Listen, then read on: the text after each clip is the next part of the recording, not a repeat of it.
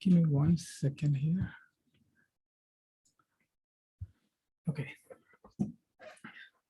Namo Vishnupadaya Krishna Prasthaya Bhutale Srimate Bhaktivedanta Swaminiti Namine Namaste Saraswati Devi Gauravani Pracharine Nirvishesha Shunyavadi Pashati Deshatharine. Thank you so much, devotees, for giving this opportunity. My name is Jayanita Das. I'm going to present today the summary of chapter 14 of Bhagavad Gita. So all the things I'm going to talk about today it's my own understanding from by reading Bhagavad Gita as it is, and by hearing from senior devotees. So before we start jumping into the chapter, I want to first ask to remember the time when we were in school, when there was an exam the next day. Who would you say is in the biggest trouble? So the first one is who has studied well and they know everything, and they are very excited about the exam. I was never really in this stage. Compared to the next case in which a person hasn't studied that well and they are kind of struggling. They are very much in anxiety because of the exam. I would say like this category is where people are in trouble. There is one more category where the student doesn't even know there is an exam the next day. They are in much more trouble than the first two. But there is one more who is in much bigger trouble, who doesn't even know that the exam is that day and they are sleeping through the entire day. So the reason why I'm sharing this is because most of the people in Kali Yuga, we are all in the fourth category where we don't even know there is actually an exam going on. The exam is actually the exam of life. We are being judged, and what we do in this life is going to determine how we are going to depart from this life, as well as what kind of life we are going to get in the next one. So why is this? Why is the case? What is the reason? So Prahlad Maharaj in 7th canto, in 5th chapter, talks to Hiranyakashipu, his father. Nate viduhu swartha gatim hi Vishnum. So he says that materialistic people do not understand what the goal of life is. They just don't know that our goal of life is to return back home to Godhead and serve Lord Vishnu. So this is the case with non-devotees. But why would devotees have to read about this chapter 14, which is about the 3 modes of material nature? So it can be understood with this picture. So this is a picture of Chakra Vyuha. It's from Kurukshetra war, where Abhimanyu, son of Arjun, he got trapped into and he passed away, unfortunately, because of the clever, very wicked, cunning Kaurava people. So the problem wasn't that he wasn't well prepared. I mean, he had all the weapons and everything in his arsenal, and he was as strong as Arjun, and he was able to go toe-to-toe with other Kaurava warriors. But the problem was that he didn't know how to get up. And so the war is not won by having all the powerful weapons. It's actually won by knowing how to attack the enemy. So that's the reason Krishna is presenting in this chapter the nature of 3 modes of material nature, that where we are in the middle of this war against Maya, the 3 modes of material nature, and we need to know how to get out of this. For that, we need to understand who the enemy is, first of all. So in this chapter 14, Krishna answers 3 questions: that how did we get into this material world, and what is the nature of this trap, and how to get out of it. So people, so in chapter 13, Krishna already explained very clearly that we are all trapped in this world. And people are so much conditioned that they think that this is their own world, this is real happiness, but that's not the case. And to really give a wake-up call, this is Krishna's attempt to shake people and then tell them that wake up now. So in the first 2 verses, verse 1 and 2, Krishna talks about how this knowledge is actually a supreme wisdom. So Krishna has used similar terms in the chapter 7, 9, and 13 already. The reason why this is also a supreme knowledge is because this is talking about bhakti. Bhakti is transcendental knowledge, which is not contaminated by the 3 modes of material nature. And in verse 2, Krishna says that the result of understanding this knowledge is one is liberated from this world, from this material body, and leave all the material attachment. So then in verse 3 and 4, Krishna talks about how did we get into this world. So he says that Brahman is the source of birth, and he is the one who impregnates the Brahman, and as a result, living beings are born out of it. So Prabhupada gives an analogy here, comparing Jiva coming out of material nature as a scorpion hatching out of its eggs from the rice bag. So scorpion eggs looks very similar to rice. So So the scorpion doesn't have any relation to the rice. Just like that, the jiva doesn't have any relation to the material modes. And in verse 4, Krishna says, Aham bija pita, Aham bija pradaha pita. So he is the one who is a seed-giving father of all living entities. So in the material world, there are living entities in each and every corner of the world. Yeah, water, air, fire, everywhere living entities are there. So all of them are our brothers and sisters because they Krishna is our supreme father. Okay, so next I have Krishna, for the rest of the chapter, he talks about how did the conditioning start for a jiva, what happens in advanced conditioning stage, and what happens after death. And here is a brief summary of the different topics. So the verse 5 to 9, Krishna talks about conditioning by the material modes, and how did the jiva get bound, and what is the characteristic of this three modes. And 10 to 13, he talks about the symptoms, how do we recognize these different modes, the predominance of different modes.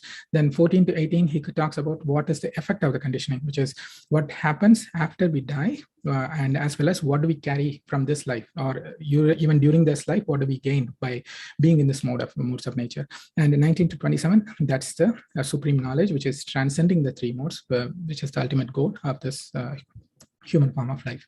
So before we start, this is a quick picture from the verse 10, in which Krishna is talking about how the different modes are kind of like fighting for dominance, meaning that a person is not purely on goodness, passion, or in ignorance. It's always a combination of these three. This is like a three-dimensional cube with the red, green, and blue colors. So first in chapter, verse 5, Krishna is saying that there are three modes of material nature, which are sattva, raja, and tama guna. Just like when a person enters into water, there is no way that the person is not going to get wet. So just like that, when the jiva enters into the material world, which is made of three modes of material nature, it is bound to happen that there is no other way except for the jiva to be covered by this three modes of material nature.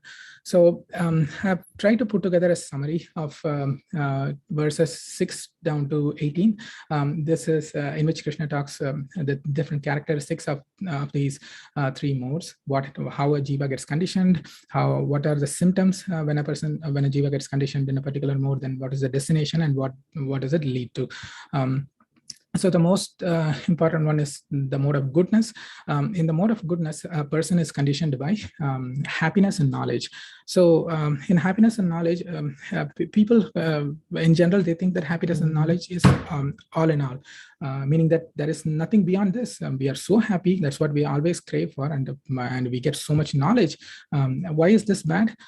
Krishna himself said that a person is in the mode of goodness. We have sukha sangena, sense of happiness, and then jnana sangena, knowledge, and then nirmalatvat, purest form, and then sinless, which is anamayam. So there is nothing wrong about it, right? But even if you ask a spiritually inclined person with Vedic knowledge, they would say that, oh, moksha is very difficult to get, so why even try? So if we continue to be in the mode of goodness, every birth after birth, we'll be getting some form of life, like a human form, like philosopher, scientist, or poet. And the life is so happy. But the problem with the mode of goodness is that you're still bound to the mode of, they're still bound to the world, and the world is full of people in passion and ignorance. So you ultimately have to interact with them, and you risk falling down by their influence. And ultimately, pride can enter into our heart, and greediness for more happiness in the mode of goodness itself can come. And ultimately, you tend to be protective about this mode. And what happens? You tend to fear that you don't want to lose this happiness or knowledge. And fear is a part of mode of passion. And there you go. You are down in the downhill, in the path down to passion and ignorance. So that's why mode of goodness is not all in all. Doesn't mean that we don't have to be in the mode of goodness. We don't have to try to be in the mode of goodness. No, not really. But for example, if you ask a person who's in school that how to get out of, how to graduate from the school successfully, the answer is that one has to attend the classes, do homework properly, and study hard. They cannot say that, no, I asked you how to go pass from the school. You are saying something else like studying or working hard. So that's actually the answer. lesser here, because but at the same time, you don't want to be all the time studying forever, all the time working hard. You ultimately want to get up. So that's the but it gives you it makes you in the best position to get out, successfully graduate. Similarly, mode of goodness is the best position to perform bhakti and then transcend the three modes. So enough about the mode of goodness. Then in verse 7, Krishna talks about passion. One in passion is conditioned by unlimited desire for sense gratification and fruitive actions, and the person is always wanting more. The whole world is actually in the mode of passion. And next one is verse 8, which is ignorance. A person is conditioned by madness, indolence, and sleep. So the madness, indolence, and sleep, it looks far off, meaning that we think that no, we are all good, but the Prabhupada gives a explanation in the purport that madness means that we all know that a person knows that the grandfather has passed away, and the father is next in line. He is going to pass away someday, and the self, we are also going to die someday, and the child, our child, is also going to die someday. But even after knowing this, a person is still working hard, trying to gather more money, trying to gather money for sense gratification and saving for the child. So this is madness. Indolence, the next one is indolence. It is reluctance for spiritual understanding. It is like no matter how much it's a laziness to even explore what spirituality is. That is indolence. And sleep, it is one who sleeps too much and gets attached to intoxicants. This is a symptom of ignorance. So next in verse 11, 12, and 13, he talks about the symptoms of the modes of goodness, passion, and ignorance. So in goodness, every gate of the body, meaning every senses, are eliminated by knowledge and happiness. And passion, a person is greatly attached to sense gratification, fruitive activity, intense endeavor for getting more money, wealth, power, and uncontrollable desire and hankering. So in Kali Yuga, actually, these are praised as like the best quality that a person should have in order to develop in life. Then in ignorance mode, one is in darkness, inertia, madness, and illusion. These are more or less self-explanatory. So next, it's the destination. Where does a person go with these modes? In verse 14 and 18, Krishna says that one in mode of goodness goes to higher planetary systems. In passion, one is born among people who are engaged in fruitive activities. And in verse 18, he says these people are born in the earthly planets. And in 15 and 18 verses, Krishna says, one in mode of ignorance, they are born in foolish species, hellish worlds, and that's their life. So where does it lead to? So in the mode of goodness, a person can gather pious actions and knowledge. Passion leads to misery and greed, and ignorance leads to foolishness, madness, and illusion. This is in verse 16 and 17. So the mode of passion, the reason why it leads to misery is that one who is working so hard is always making themselves miserable, as well as the one who are surrounding them also miserable. For example, a person who is building a skyscraper is working so hard and making the workers also work so hard, the financier also so hard, and ultimately everybody involved is in miserable condition. So that's in the mode of passion. So ultimately in verse 18, Krishna summarizes where each person ends up. So lower hellish planet, that's one way; earthly planet, that's another way; heavenly planets, that's another way. So a human form of life is it's more like a junction point where you get to choose, like, based on your action and what kind of life you're leading. But this is not all. There is one more path, which is transcending the three modes, which is the ultimate goal of human life. Let's see. And so Krishna here, he says that in verse 19, seeing the modes as the doer and the Lord as transcendental to these modes is the key here. And one can attain his nature by understanding this knowledge. So it's confusing a little bit, because Krishna says that we should see ourselves as the non-doers, meaning the modes as the doer, and we are not the doer. We are non-doers. So what does it mean? You cannot say that, oh, so a person who is doing bad, are they not really doing it? Then who is doing that? So we should understand that. I'll give you an analogy, allegorical story. So imagine that a lost prince, meaning a king is so opulent, but the son prince, he wanted to enjoy away from his father. So he went out to the palace and got kidnapped. And then now the people who kidnapped him, they are like, oh, you wanted to enjoy away from your father, right? Now come, I'll make you enjoy. And they are making him steal, beg, borrow, and ultimately after a while, the prince will not be able to enjoy because he will always be thinking about his father. The only way he can or will be able to enjoy is once he forgets that he is a prince. He forgets his father. And that's what these three modes are doing. So what they do is that they give us an identity, that ahankar, false ego, and then makes you think that you are this body. You are not really the son of the king. And what does the king do in this time? He keeps on sending search party after search party. And those are our acharyas like Srila Prabhupada. So once we get their mercy, then we can go back home, back to Godhead, who is constantly thinking about us and waiting for us. So in the rest of the chapter, Krishna talks about in verse 20, actually, Krishna says that guna atita, that is the transcending the mode, it results in a person freeing from the cycle of birth, death, old age, and distress, and can enjoy the nectar of life, in nectar even in this life. So in 21, Arjun asks, he's very excited and he's asking that he asks three questions. So how can we identify a person like this, guna atita? What are the symptoms, behavior, and methods?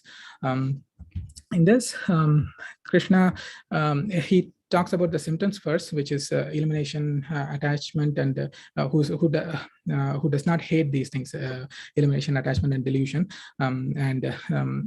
In behavior, there are 10 different behaviors that Krishna says, which are neutrality, equality, equanimity, steadiness, etc., etc. There are 10 different behaviors. And finally, what is the method to transcend? So that's this verse 26, which is this is the verse which makes this chapter the topmost of knowledge, meaning this is the one about bhakti. So how to become guna atita? That's by bhakti and coming to the level of Brahman. So Krishna says, Mam cha yo avya vicharena bhakti yogena sevate. So one who engages in full devotional service, unfailing in all circumstances, at once transcends the modes of material nature and thus comes to the level of Brahman. So Krishna says that we need bhakti yogena sevate. So service is definitely required. One cannot say that bhakti is just for just sitting and speculating. That's the armchair bhakti. That's not what Krishna is saying. Service is definitely required. And Krishna also says that one can attain the level of Brahman. So Brahman stage is actually the byproduct of bhakti and not the end stage of bhakti. Because if that was the case, the chapter would have ended here, but that's not true. There is one more verse, which Krishna says here, that Brahmano hi pratishta aham. So Krishna says that he is the source of the Brahman, and this bhakti yogi can get it as a byproduct, and along with that he is actually going to get the Lord himself. So just like a king's servant needs a qualification, right? Not anybody from the street can go and start serving the king. So king has a quality, just like that Krishna is in the level of Brahman. Just like that, the jiva has to attain that level in order to start serving the Lord. That's why he says here that once we start following bhakti path, then we attain the level of Brahman, but that is not the end goal. So ultimately, Krishna concludes this chapter by saying the 6 qualities of Brahman, which is Amritasya, immortality, Avyayasya, imperishable, Shashvatasya, eternal, Dharmasya, religious principles, Sukasya, happiness, Ekantik Kasya, that is ultimate and topmost. So these are the 6 qualities of Brahman that we can achieve if we follow the Bhakti Yoga. So finally, the Gunadita stage, the Prabhupada gives in every purport that chanting the holy name Hare Krishna, Krishna Krishna, Hare Hare, Hare Rama, Rama Rama, Hare Hare. This is the easiest way in this Kali Yuga to transcend the 3 modes of material nature and achieve the Lord. Thank you so much for this opportunity. I just want to conclude by saying that I'm a spiritual infant. Whatever I have said, this is all what I can understand from reading as well as listening from senior devotees. So if there are any mistakes, please forgive me. These are all my mistakes, not from whom I have heard. Thank you so much. Hare Krishna. Wonderful presentation, Prabhu. Thank you so much for the amazing presentation. Beautiful. Thank you. Yeah. So we have 3 till 3:10. So we'll start. Ready? Thank you, Prabhu. Hare Krishna, everybody. Thank you for providing me this opportunity to summarize chapter 15 today. So before I begin, I would like to mention that the understanding and the summary of this chapter has been prepared in aid with lectures from Jagat Guru Bhaktivedanta Swami Srila Prabhupada, His Holy Grace Chaitanya Charan Das Prabhu, Hamog Leela Das Prabhu, Param Karuna Das Prabhu, Damodar Leela Dasi Mataji, and Narottam Vilas Prabhu. Our Dandavat Pranam to all these scholars. So chapter 15 essentially is the yoga of the Supreme Person.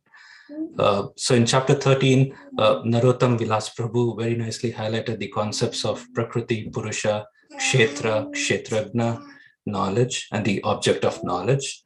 And the chapter concluded by stating that those who see with eyes of this knowledge the difference between the body and the knower of the body, and those who can also understand the process of liberation from bondage in material nature, get to attain the supreme goal. In chapter 14, it was further emphasized that one who engages in full devotional service through the process of bhakti yoga, unfailing in all circumstances, at once transcends the three modes of material nature and thus comes to the level of Brahman. In this chapter, chapter 15, Lord Krishna elaborates the same in a different way. So this chapter is also called Purushwatam Yoga, the yoga of the Supreme Person, as translated by Srila Prabhupada. So we can get to understanding this chapter primarily in two parts. The first 5 verses describe the process of freeing oneself from the weakness of the heart through detachment from material world and attachment to Lord Krishna. And the second part, which is mainly the verses 6 to 20, discuss what is called the Purushottam Yoga. It is important to note that all problems of the material existence are due to the weakness of the heart. So one should not become attached to matter and the possession of matter, and instead fully immerse oneself in loving service of the Supreme Lord. So let's begin with the first few verses. So essentially verses 1 to 5, in these verses, the Lord describes this very interesting concept of an inverted banyan tree that has its roots upward and its branches down, and whose leaves are supposed to be the Vedic hymns. The Lord clearly states that just knowing the leaves, that is the Vedas, is not sufficient. One should understand the entire tree. So one who knows the complete tree is the true knower of the Vedas. With determination, one must cut down this strongly rooted tree with the weapon of detachment and make one's way back to Godhead.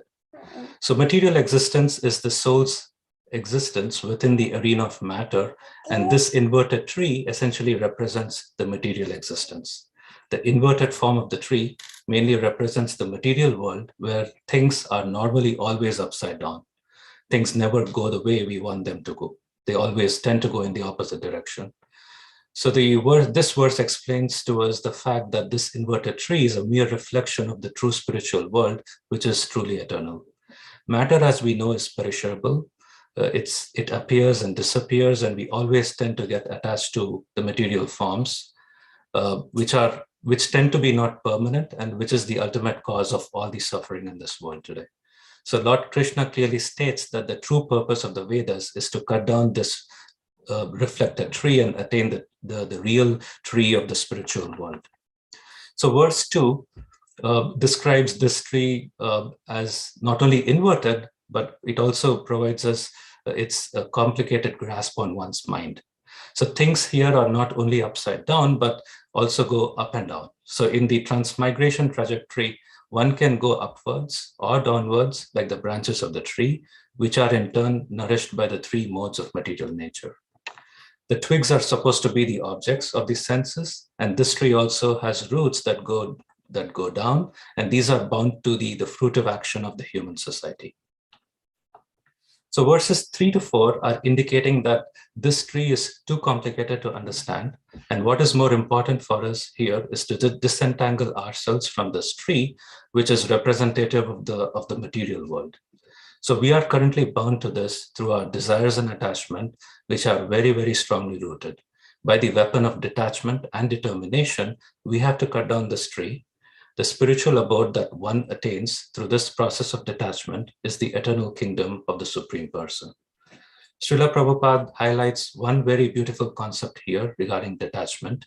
He states one can detach from this material object and surrender to Lord Krishna, or one can surrender to Krishna and become detached automatically from the material existence, which is the easier of the two options.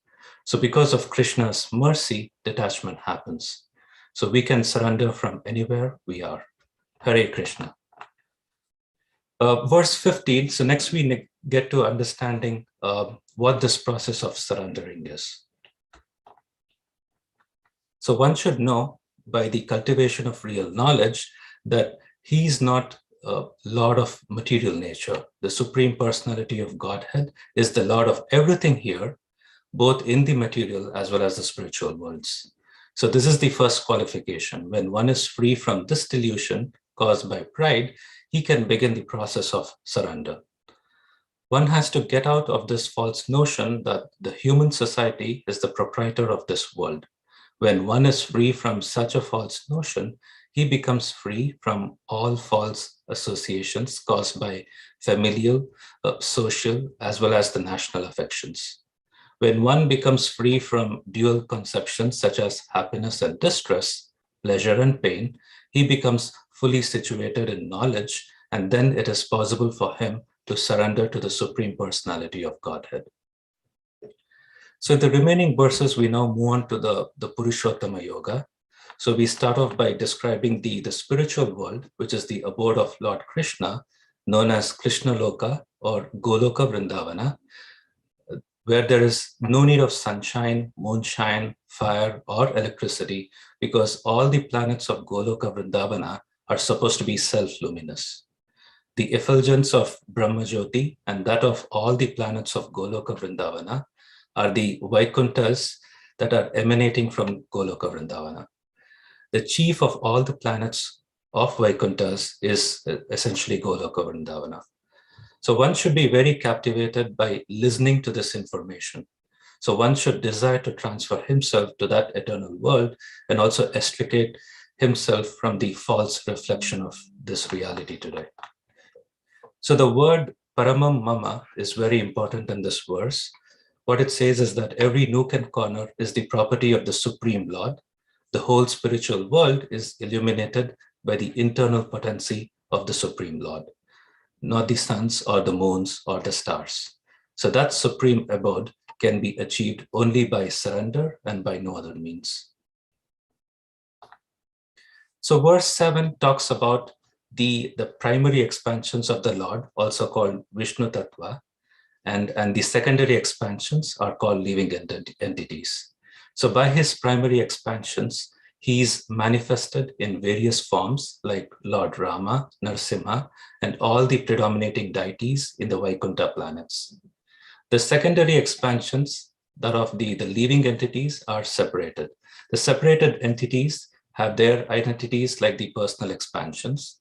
By misuse of the independence, one becomes a conditioned soul, and by proper use of the independence, he is always liberated.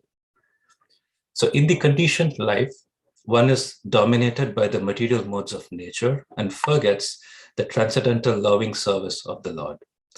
As a result, one has to struggle very hard to maintain his existence in this material world. Verse 8 then states that the living entity is also the controller of his own body. The soul's transmigration from body to body depends on one's consciousness he has created at the time of death. So if the soul fixed its consciousness on godly qualities, it will change into the form of a demigod. But if it is in Krishna consciousness, it will be transferred to Krishna Loka in the spiritual worlds, and will associate with the Supreme Lord. Version 9 states that consciousness is originally always pure like water, but when water is mixed with impurities like impurities, it changes. Similarly, consciousness of the living entities changes according to the association of the material qualities. Real consciousness is truly Krishna consciousness, which takes us to the abode of the Lord, where there is eternal happiness. Verses 10 and 11 emphasize on the word Jnana Chakshu, which is very important. Without this eye for knowledge, one cannot understand the transmigration that the soul goes through. This requires a great amount of knowledge to be learned from Bhagavad Gita and similar scriptures heard from a bona fide spiritual master. Those who are trained to perceive all these things are very fortunate. Therefore, those who are highly devoted in Krishna consciousness try their best to give this knowledge to the people, to the other people whose conditioned life is very troubled in today's world. Verses 12 to 15 next describe how the Supreme Lord is the basis of both our material existence and as well as our spiritual endeavor. So verse 12 states that sunlight is due to the spiritual effulgence in the spiritual sky of the Supreme Lord. The moonlight that nourishes the vegetables also come from the Supreme Lord. Without the Lord's mercy, there cannot be sun, moon, and fire, thus no one can live. The living entities are parts and parcels of the Supreme Lord. We all have a chance to go back to Godhead by understanding that we are parts and parcels of the Supreme Lord, and we cannot live without his mercy. Verse 13 talks about all the planets that are floating in space, and that this is only made possible by the supreme energy of the Lord. Verse 14 states that the Supreme Lord is also present as fire in the stomach of the living entities. He is that digestive force for all of them. Everything is nourished and is palatable by the energy of the Supreme Lord via his influence through the moon. Verse 15 states that the Supreme Lord is situated as Paramatma in everyone's heart, and it is from him that all activities get initiated. The living entity begins work according to past deeds. The required knowledge is supplied to him by Lord Krishna. Remembrance is given to him. Thus, the Lord is not only all-pervading, he's also localized in every individual's heart as Paramatma. The Lord also gives the Vedic knowledge for understanding to understand Lord Krishna himself, so that one can understand his relationship with the Supreme Personality of Godhead, so that at the end, one can attain the supreme goal, which is none other than attaining the Supreme Personality of Godhead. Verse 16 provides us knowledge about two classes of living entities. So the class one would be the living entities that are conditioned due to contact with matter. So they are the fallen souls. And the second class is the class two is the entities in the spiritual world, which is eternal, where there is no old age, birth, nor death. Verses 17 and 18 state that the Supreme Personality of Godhead is different from these two. So he's the Supreme Soul, the greatest living personality, the imperishable, who has entered and is maintaining the three worlds. A wise man who can understand him is eligible to attain perfect peace. No one can surpass the Supreme Personality of Godhead, Krishna, neither the conditioned nor the liberated souls. So he's the greatest of all the personalities. In verse 19, Lord Krishna explains that anyone who knows him to be the Supreme Person is actually the knower of everything. The imperfect knower goes on simply speculating about the absolute truth, but the perfect knower, without wasting his valuable time, engages directly in Krishna consciousness. One should actually receive the Vedic message from authorities like Krishna and his representatives. One should submissively hear from Bhagavad Gita that these living entities are always subordinate to the Supreme Personality of Godhead. Anyone who understands this knows the true purpose of the Vedas. Verse 20 then concludes by stating that by understanding that indeed the Supreme Personality of Godhead is the Supreme Lord Krishna, and engaging in his transcendental service, everyone can become freed from all the contamination of the three modes of material nature. Devotional service here is a process of spiritual understanding. Wherever devotional service exists, the material contamination disappears. So this process of yoga is so pure and potent that once one is engaged in bhakti, he automatically comes to the stage of sinlessness. So Hare Krishna, I think this concludes my summary. So Srila Prabhupada ki jai, Hari Nam Sankirtan ki jai, Sri Chaitanya Mahaprabhu ki jai. Hare Krishna, Krishna Krishna, Hare Hare, Hare Rama, Rama Rama, Hare Hare. Thank you very much, everyone.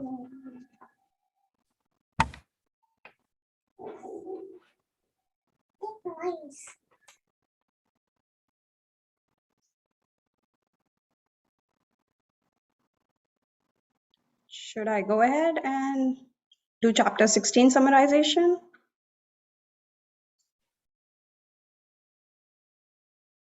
Looks like Prabhuji's Might be busy. Get started. Okay. Okay. So first of all, thank you for giving this opportunity, wonderful opportunity to, dive deeper into chapter 16, which is divine and demoniac natures. Also, I wanted to say special thank you to Gunjan Mataji for inspiring me to do this summarization. So definitely thank you for that. So in chapter 15, Krishna uses inverted banyan tree as a metaphor to explain the entanglement of this material world. He mentions that this tree is nourished by three modes of material nature. The tree has branches both going downward as well as upward. The upward branches will bring us closer to the Krishna, whereas the downward branches will keep us entangled in this material world. So chapter 16 helps us to unravel the nature of characteristics that will help us climb up the banyan tree, as well as the nature that will keep us entangled in this material world. So the chapter can be divided into 5 parts. So the first 3 verses in chapter 16 discusses about the divine qualities. 4 to 9 discusses the demoniac qualities. 10 to 18 focuses on activities of the demoniac. 19 to 22nd, it discusses it discusses the consequences and the causes of the demoniac activities. And the last 2, which is 23 and 24, describes about the choices between the divine and the demoniac nature. Now, one may think that how does one develop these characteristics or qualities? So there are 3 ways that one may acquire these qualities, and they are nature, nurture, and culture. Now, we are born with certain characteristics that are innate to us, which constitute our nature. These qualities are, though not at a soul level, but at the mind and the body level based on our previous karma. A good example to understand this would be identical twins, though they are born with same genetics, but may have very different tendencies, moods, and behaviors. So this helps us to understand that how karma and the conditioning of mind plays a vital role in constituting our nature. Further, nurture is what we cultivate through our efforts. This is shaped by decisions and the choices that we make in our lives.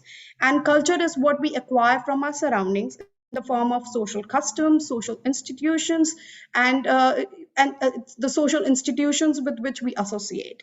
Now, here in this chapter, the Supreme Personality of Godhead, without receiving any kind of questions or prompts from Arjuna, mentions 26 divine qualities. Prabhupada ji classifies these divine qualities according to 4 divisions of life, which is brahmacharya, grahastha, vanprastha, and sannyasa. Now, these 26 qualities should be cultivated by each one of us. However, some of these qualities are must-have for certain section of society. So, for example, for a sannyasi, they should be fearlessness. There should be fearlessness, and they should be engaging themselves in distributing knowledge of Krishna in the mode of humility. Now, fearlessness does not mean that you jump from the 100th floor and you call yourself fearless. That would actually be, called foolishness. So what does fearlessness actually mean? So it actually implies to unwavered conviction that Krishna as Paramatma will take care of the soul surrendered to him.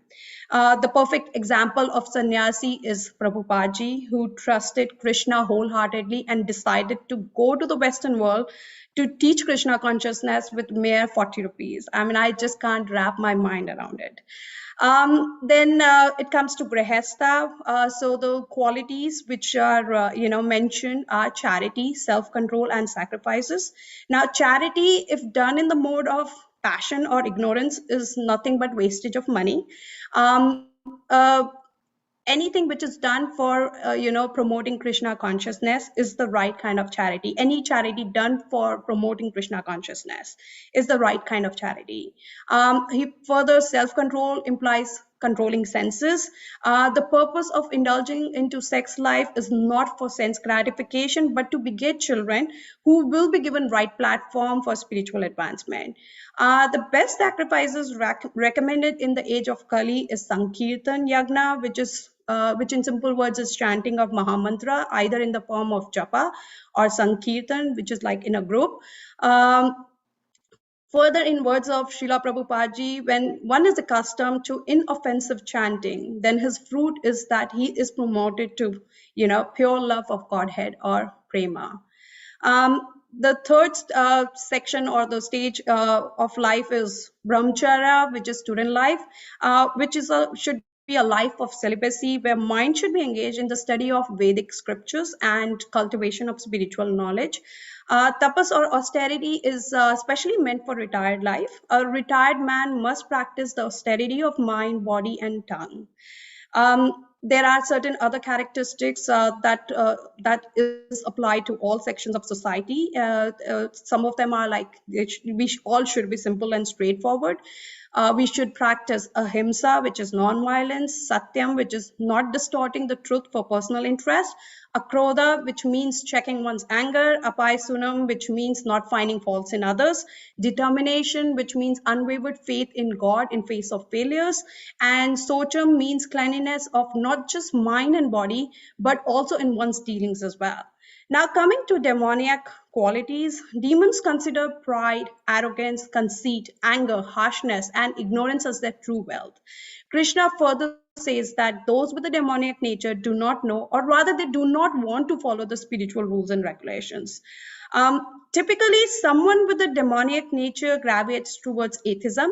They feel that this world is unreal and baseless. They fan the theory of chance. They believe life is a dream, but become expert in enjoying this dream. They believe that this world is simply a product of sex desires and has no cause other than lust. Following such conclusions, the demoniac who have no intelligence engage themselves in unbeneficial, horrible works, which may not just destroy them, but destroy the whole world. Absorbed in lust, false pride, and conceit, they are drawn towards unclean work. They believe this human life has been awarded for sense gratification and exploiting the world. In pursuit of happiness, what they receive is immeasurable anxiety, finding themselves continuously caught in the vicious circle of greed, lust, and anger, which is nothing but the three gates of hell. They consider themselves to be Lord of everything. They feel, I am perfect, powerful, and happy. But least they know that they are deluded by ignorance. The byproduct of this ignorance is immeasurable sufferings in the form of illusions and anxiety. This eventually results into their fall down into hellish planets. Demons deluded by wealth and false prestige are self-complacent and always impudent. Even if they perform any sacrifices, they do it in the mode of ignorance without following any rules or regulations. Bewildered by false ego, strength, pride, lust, and anger, demons become envious of the Supreme Personality of Godhead who is sitting right in their hearts. In verse 19, Krishna says, those who are envious and mischievous, who are the lowest among men, I perpetually cast them into the ocean of material existence, into various demoniac species of life. Further, he says, attaining repeated birth amongst the species of demoniac life, O son of Kunti, such person can never approach me. Gradually, they sink down to the most abominable type of existence. Thus, Krishna clearly specifies the ultimate destination of demoniac nature. Krishna further mentions that demons who discard scriptures attain neither perfection nor happiness nor the supreme destination. They remain entangled in this material world birth after birth. On the other hand, divine qualities bring us close to Krishna. Finally, choice is ours. We always have a choice in terms of what tendency we would like to nurture and what culture we would like to associate ourselves with. We all are given free will, but how we use finally decides whether we will remain entangled in this material world or serve the lotus feet. In beautiful words of Radhanath Swami, human beings are entrusted with a priceless gift, one can use to create profound benefit for ourselves and others, or horrible disasters. That gift is one of the most powerful things in all of creation, free will. But with the blessing of free will comes the responsibility of choice. While beings in other forms of life tend to act according to their innate nature, humans can choose to be saint or criminals or anything in between. Leaving you with a thought to ponder. Hare Krishna.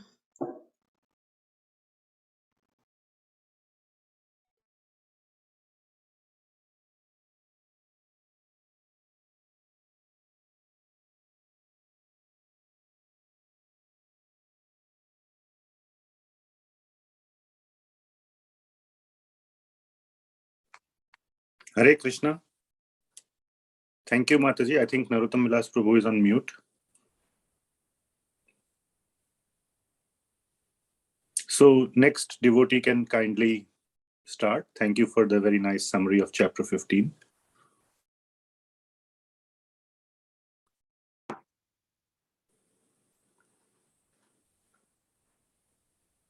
Who is doing chapter 17? It was Madhusudan Prabhuji.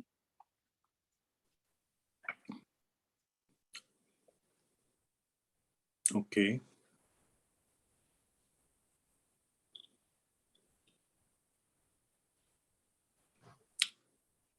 He might be busy with cleaning the temple, so if it looks like he's not responding, maybe whoever's supposed to do chapter 18 can go first. This is a suggestion. Yes, Prabhuji. I can go ahead if you support. Is that okay, Prabhuji?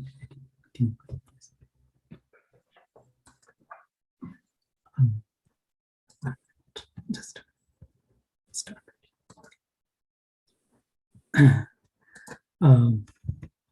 Hare Krishna, Prabhujis and Matajis. Thank you so much for giving the opportunity for trying to summarize this chapter 18.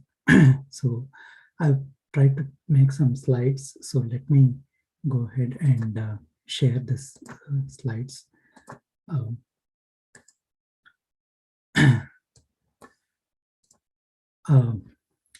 So the chapter 18 titled Conclusion, the Perfection of Renunciation. It's also popularly known as Moksha Sannyasa Yoga. So this is a very long chapter with almost 78 verses and more than 60 pages. So I've been trying to get the section themes. I've heard from several devotees, and one of the devotees by name is Shyam Govind Prabhu from ISKCON Temple at Sydney has classified these into different sections. I've just taken the sections from his lecture and my understandings. So this is a very long chapter with wide range of themes. So I will straight away go into different themes. So in essence, there is not much connection between chapter 17 and 18. In fact, Srila Prabhupada mentions in the purport that Bhagavad Gita is completed up to the chapter 17. So this chapter is a recap of all the teachings that Lord has given to Arjuna so far. And it begins with Arjun's question, wherein he asks whether Tyaga and Sannyasa are the same. And Lord begins to reply. In fact, he replies for almost about 70 verses to this question. And Lord states that Sannyasa means essentially to give up the activity itself, which are based on the material desires, whereas Tyaga means giving up the attachment to the fruits of the activities. And Lord replies that both of them are equally effective in the sense that they don't give reactions.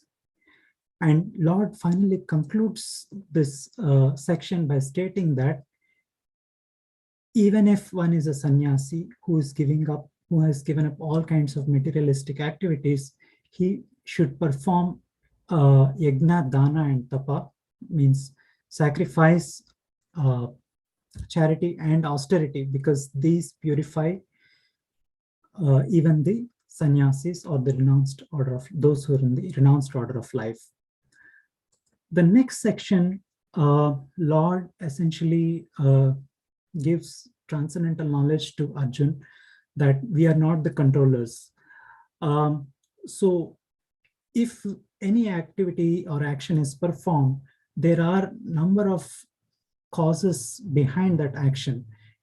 Generally, we think that if someone performs an activity, he thinks that he alone is the doer, but there are other factors like the body, himself, the senses, the endeavor, the different types of endeavor, and finally the sanction of the Supreme Lord. Unless all these are there, one cannot, an activity cannot be completed.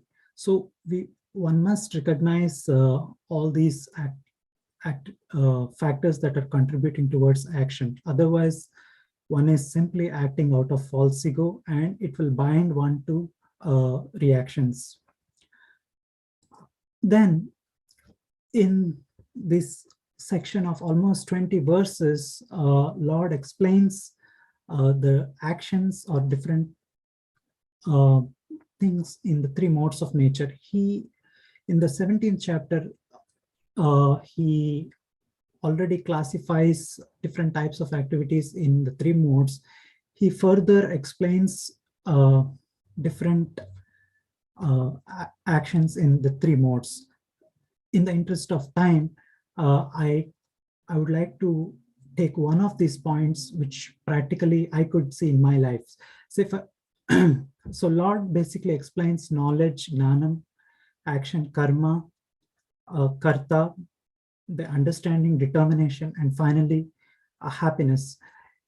Let's say if we take the section of happiness, Lord explains the happiness in the three modes. So happiness in mode of goodness is like a poison in the beginning, and in the end it tastes like a nectar.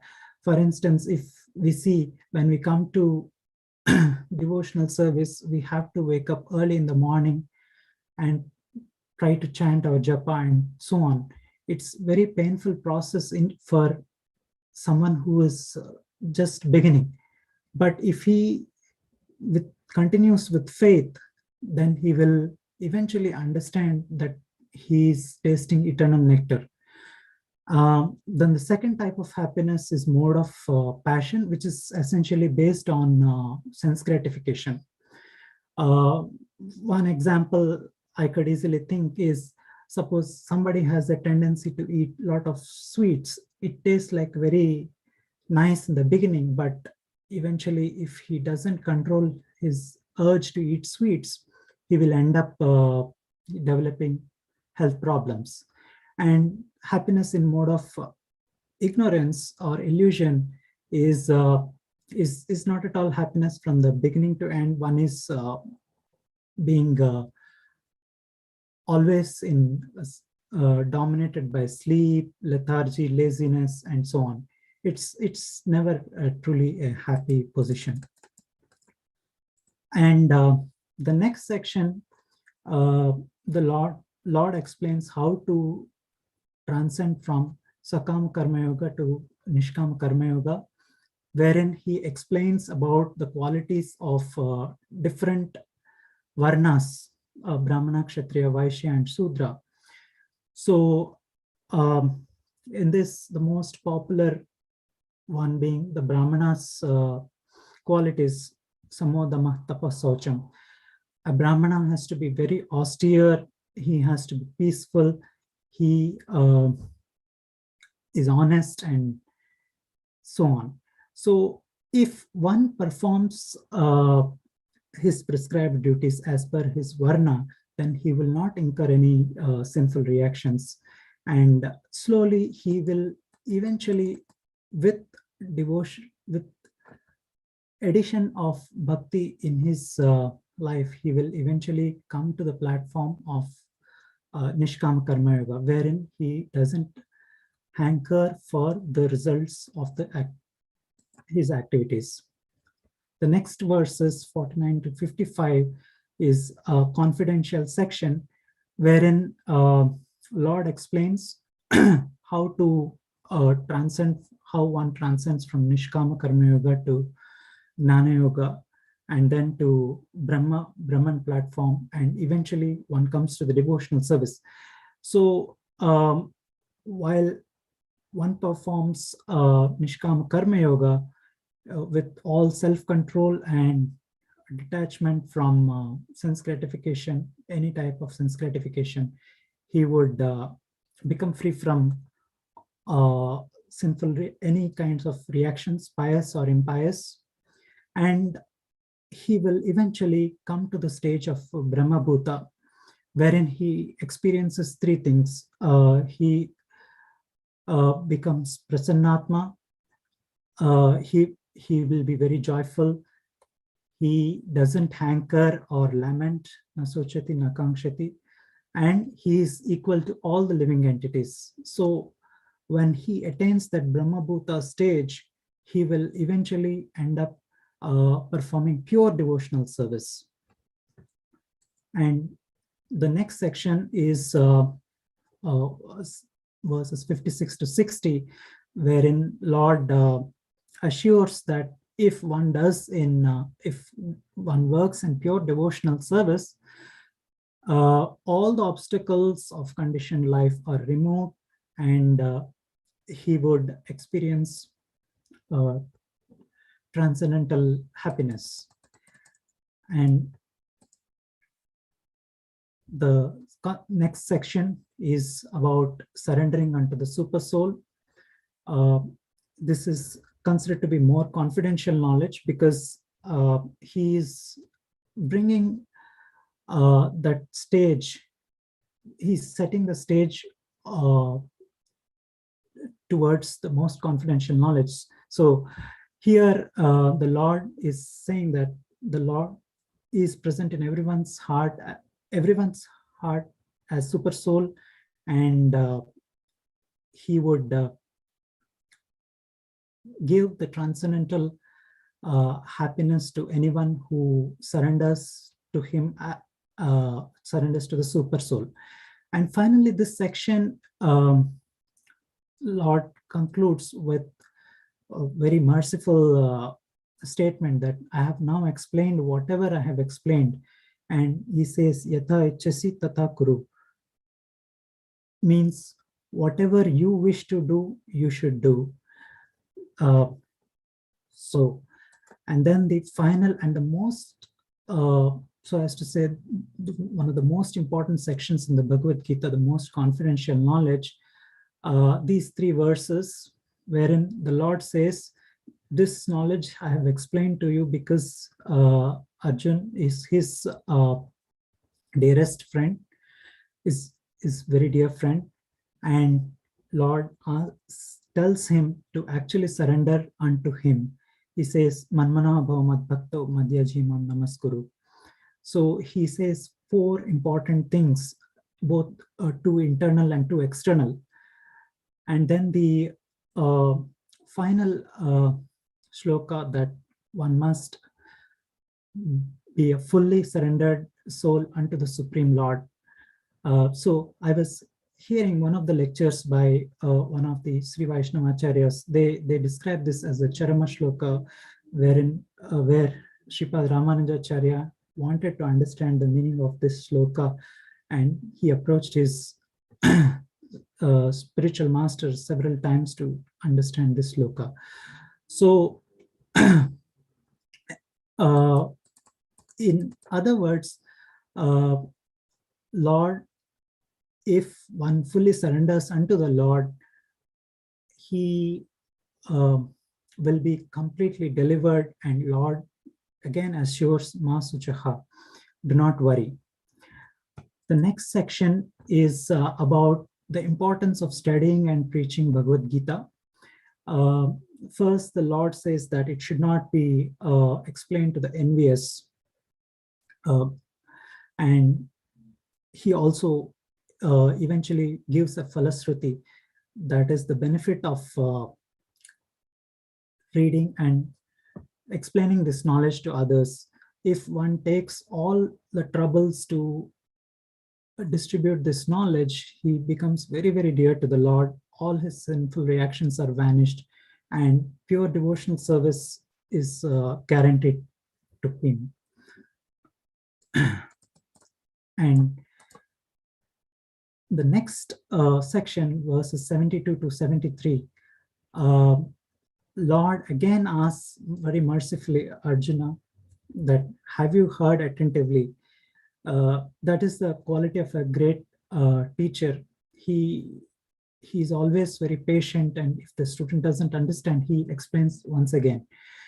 So he asks, and Arjun replies that very assertively that all his illusion and ignorance is dispelled, and is now willing to act as per Lord's instructions. So essentially, the conversation between Lord and Arjuna ends at that point in that section. And now the final section of the Bhagavad Gita, the last 5 verses, which are spoken by Sanjaya. So Sanjaya says that only by the mercy of Srila Vyasadeva that he could hear these conversations, and he expresses his joy. He says samsmritya samsmritya in 2 verses. As I remember again and again the Lord's wonderful form and this wonderful conversation between Lord and Arjuna, he rejoices again and again. Hrishyamicha muhur muhur, and the next sloka also says Hrishyamicha punar punar. And finally, Sanjaya gives a very clear-cut conclusion to Dhritarashtra, that wherever there is Lord Sri Krishna and wherever there is this great archer Arjuna, there is victory on their side. So in other words, he's saying that your sons do not stand any chance. So this is the final verse of Bhagavad Gita. So I'm deeply thankful to all of you for giving me this wonderful opportunity despite being unqualified, and I offer my obeisances to all of you.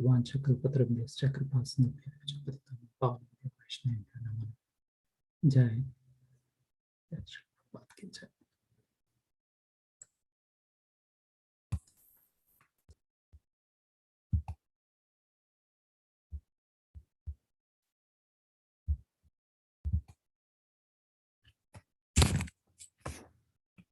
Hare Krishna, Prabhuji and Mataji. Sorry, I was a little late, and so I will quickly summarize the chapter 17. Let me know if you are able to hear me properly. Yes, Prabhuji, we can hear you. Thank you, Prabhuji. So this chapter is titled "The Divisions of Faith." Right? Faith is a big topic. A faith to me is always some kind of idea, a belief by which one lead their life. Right? But when Lord Krishna is talking about the faith, he is talking about the faith in scriptures. Right? And in chapter 9, verse 3, Srila Prabhupada has beautifully explained in the purport this faith, why it is important for our devotional service. I'm reading from that purport. It is the most important factor for progress in Krishna consciousness. In Chaitanya Charitamrita, it is said that the faith is the complete conviction that simply by serving the Supreme Lord, Sri Krishna, one can achieve all perfection. That is called real faith. So if you get a chance, please read the purport from the verse 9.3. So this chapter 17, the division of faith, has some connection with chapter 14 and 16. In the chapter 14, Lord Krishna has explained the three modes of material nature, right? And chapter 16, where Krishna has mentioned the divine and demoniac nature, right? And at the end of the chapter 16, the Lord Krishna has mentioned the significance of the scripture, right? And to link it with the chapter 14, basically to develop the divine qualities, one must be in the mode of goodness and above, right? One must transcend the mode of goodness. And the individuals who are in the mode of passion and ignorance basically develops the demoniac qualities. So chapter 17 begins with Arjuna's inquiry of what happens to those who reject scripture and worship something else according to their own imagination. What mode they are in? Are they in the mode of goodness, passion, and ignorance? So here, basically, this is the only verse Arjun has spoken in this chapter. So he wanted to understand what is their faith of the individuals who does not follow the scriptures, what kind of mode they are in, right? And this entire chapter, Lord Krishna has basically, to me, gives the best kind of lifestyle we should follow and provide the kind of basically assessment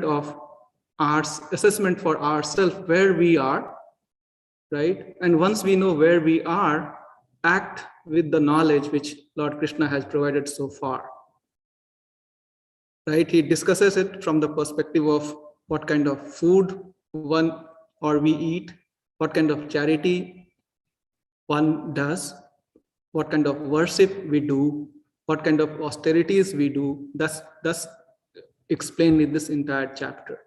So there are different sections. The first 7 verses is basically discussed about the faith and the worship in the modes, right?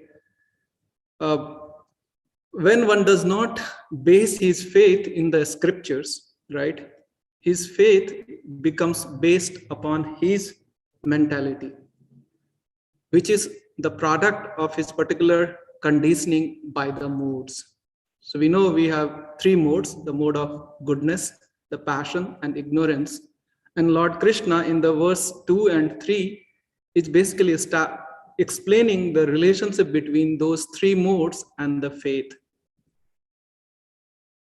He basically explains that how that faith is influenced by the mode and how the mode is exhibited by the faith, right? While covered by the lower modes, one's vision becomes clouded by the influence of passion and ignorance. Those are the lower modes, the passion and ignorance. Therefore, it is necessary, and in the purport, Srila Prabhupada said, therefore it is necessary to have the guidance of the bona fide spiritual master, whose vision is clear, and the spiritual master's direction can lead one to the goodness. By association with various modes and the sense object related to those modes, one attains his nature, and from that nature, the Shraddha arises. Lord Krishna, from the beginning itself, is saying, or even in the last chapter, has said, put your faith in the scripture. Srila Prabhupada states that the real principle of religious faith is situated in the mode of pure goodness. But because the heart is tainted, we find different kind of religious principle. The constitutional position of every living being is to have full faith in the Lord based upon realization. As the enjoying a spirit dilutes pure faith and attraction for Krishna, it becomes filtered through the other modes, and varieties of religions are created as pure love of God is compromised by various degrees of selfishness. In the verse 4, talks about the worship one does, right? Lord Krishna says, men in mode of goodness worship the demigod, those in the mode of passion worship the demons, and those in the mode of ignorance worship ghosts and spirits. But those who have transcended the mode of goodness worship Lord Sri Krishna. In the verse 5 and 6, Lord Krishna basically clarifies a little more how not to worship anybody else, especially in the mode of passion and ignorance, and explains the characteristics of those people who are in the mode of passion and ignorance. And he says they undergo severe austerities and penances not recommended in the scriptures, performing them out of pride and egoism, who are impelled by lust and attachment, who are foolish and who torture the material elements of the body as well as the supersoul dwelling within, are to be known as demons. Again, he is focusing that you should put your faith in the scriptures and do those either worship or austerities or charity based on the knowledge provided by the scriptures. In the verse 8 to 10, Lord Krishna speaks about the foods in different modes. In the verse between 11 and 13, it talks about the sacrifices done in the different modes. In between verse 14 to 19, it talks about the austerities in the mode. And one particular verse which I really like is the verse number 15, where he talked about the austerity of a speech, consists in speaking words that are truthful, pleasing, beneficial, and not agitating to others, and also in regularly reciting Vedic literature.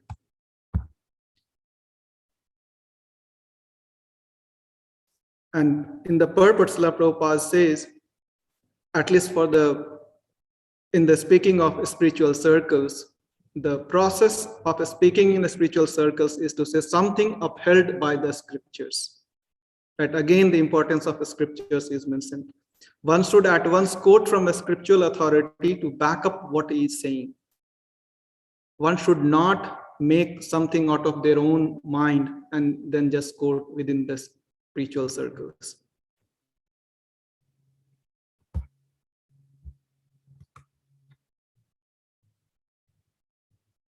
So these sections till verse 22 describe how the modes conditions a living entity, right? And the mode of goodness is characterized by beautiful, detached activity, right? The last section of this chapter, verse 23 to 28, is talking about Om Tat Sat, right? Basically describe activities done for the sake of Krishna. Om means Vishnu. It's basically placed at the beginning of Vedic hymns to indicate the supreme goal. Tat describes detached work for the sake of liberation. And these activities are done with disregard for material result. Sat means eternal. Activities done for the service of the Lord reveals the true spiritual nature. In such activity, the performer of actions becomes eternal.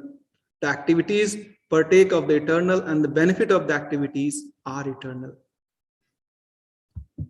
So basically, activities done without the faith in the Supreme are ultimately worthless.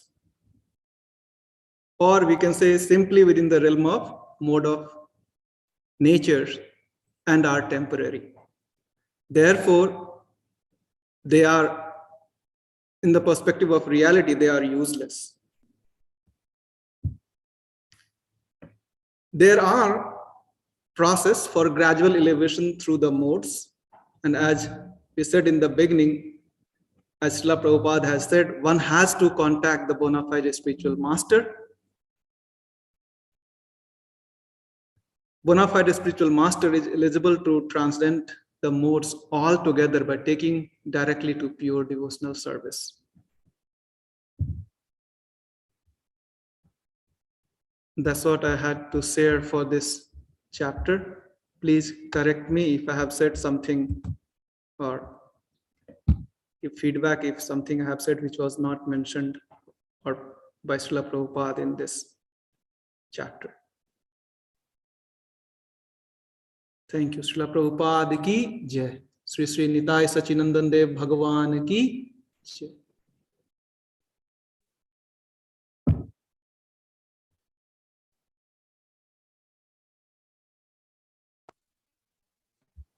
Thank you for the wonderful summary, Prabhuji. Thank you so much.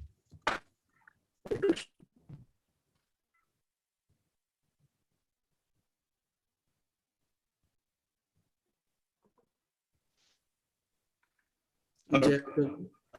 Do we have something else, or do you like to say something? You are breaking, Prabhu, but Jai Sachinandan Prabhu is here. So I will mute and you can speak. Hare Krishna.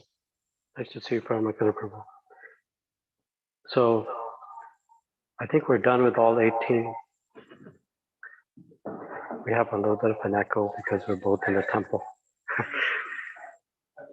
So I think we all are pretty amazed and impressed by all of you devotees who have taken so much of your time to summarize the Gita so nicely. I'm sure it was a lot of work, but also a lot of inspiration and connection. And you've seen that when you explain something to somebody else, then you learn it even better.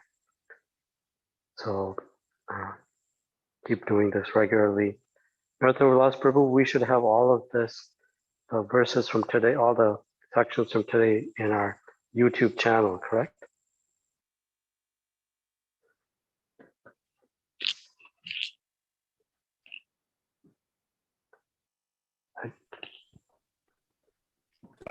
I see the live button, Prabhuji, on the Zoom here. Like the Excuse me? live little icon, so I'm sure it is being streamed. Okay. Yeah, and I'm thinking that, this is a wonderful resource, right? Because all the devotees in our congregation, if they just want to go over it again on the other parts that they didn't do, like a chapter that they didn't do, they can go to YouTube and listen to a 20-minute summary of each chapter. So that'll be very nice. Maybe we can engage the devotees who did the prior week, the week before last, the first 7 chapters, and have them do a separate session that can be recorded privately through YouTube. And then we'll have the entire Gita summarized as per Srila Prabhupada's instructions. So we can speak about that later on if devotees would like to do that. So any comments or reflections by anybody? Prabhuji, I just wanted to let you know that there's the live streaming on Facebook, and the Right. video would be available on the Facebook, if not on YouTube. Yeah, it should go into our YouTube channel, like all the lectures go into YouTube channel. So, but I think this will be an incredible resource of, all 18 chapters summarized. So I think it'll be very wonderful.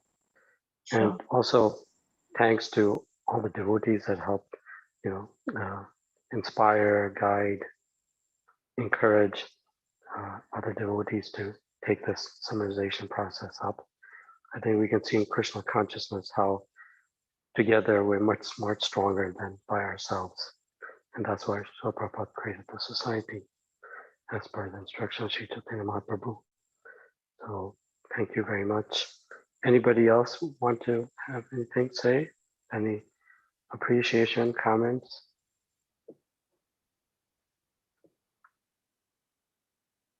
I guess not. So Vanchakalpatrubhyasya Kripo Sindhudhyayavaccha Patitanam Pavanabhyo Vaishnavyo Namo Namaha.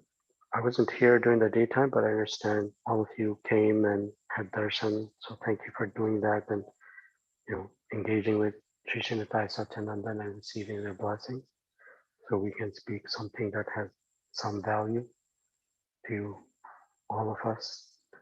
So thank you for doing that. We'll see how things go with the famous coronavirus and kind of make decisions week by week. So just be on lookout for temple-wide emails. Okay. Okay. I think Nartharas Prabhu, Pramakar Prabhu, Tamadaniya Mataji. Anybody want to add anything else? No, Prabhuji, thank you very much for allowing this wonderful opportunity for all the devotees, the recitation in Sanskrit, as well as the chapter summaries. So that was very nice observance of Gita Jayanti month. So thank you. Thank you for inspiring and encouraging as well. I thought that combined with the book distribution every weekend kept, I think, most of our hearts and minds absorbed in Krishna Katha and what it means to follow in the footsteps of Srila Prabhupada. So very wonderful. Okay, I guess we'll go ahead and wrap up. So thank you all, dear devotees. It's just amazing to see all of you doing this, including families where both mother and father are reciting. That's really wonderful. Keep it up. Maybe we repeat this in half a year interval rather than wait 1 year. Let's see. As realizations and more absorption comes, we'll maybe do it more. Okay. Vanchakalpatrubhyasya Kripo Sindhudhyayavaccha Patitanam Pavanabhyo Vaishnavyo Namo Namaha. Please stay safe. Get your boosters if you haven't. This month is going to be a very challenging month for the country. Stock up on basic necessities because the supply chain is probably going to get bad for this month, and minimize taking excessive risk if you don't need to, and wear N95 masks. Take care. Hare Krishna. Thank you. Hare Krishna. Bye-bye. Thank you. Hare Krishna. Krishna. Hare Krishna.